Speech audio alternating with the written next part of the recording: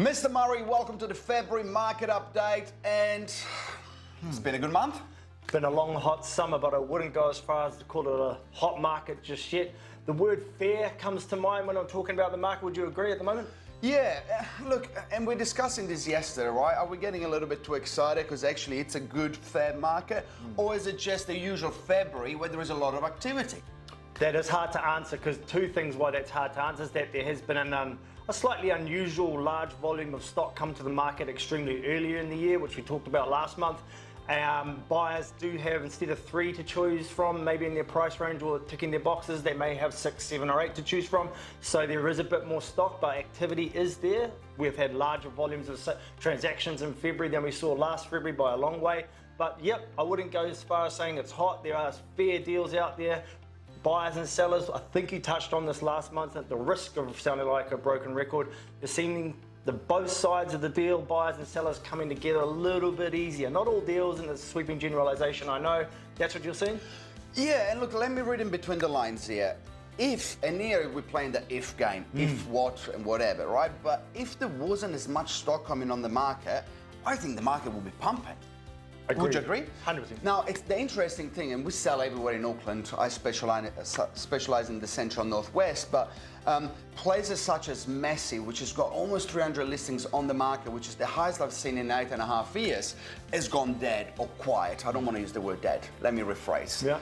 Quieter. Then you got places like Riverhead. They've been very quiet in the last 6 months, which all of a sudden we've sold almost a property a day in the last week.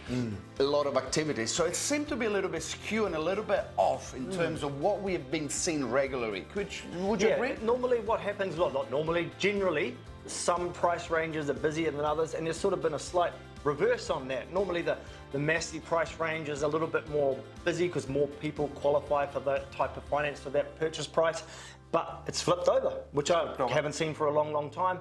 It's a strange time in terms of what's happening, but the good news is that it feels like people are on the move one way or the other, and that's good to see. The positive is that the gap between the vendors and the buyers is not as big as we've experienced over the last few years, and we said that last month. That continues. Stock, there is a lot there. Interest rate, people are getting used to it, but there is still a lot of people hurting as well. You know, like there is a lot of people that I'm talking that cannot afford their repayments on their investment property and sometime on their own property. So they are forced sales. They are not mortgagee sales, although there's some of them, but there are people that are forced to sell. But overall, if you exclude that side of the market, the bread and butter, the people upsizing and all of that, they're always there, as they will always be there, and the momentum is actually quite positive. So if you had to ask me, half full, half empty cup of water, I would say half full. What would you say? Agreed, half full, guys. It is what it is at the moment. Good amounts of stock, good properties on the market. Good properties are always going to sell well, but with the larger volumes of stock, we are still seeing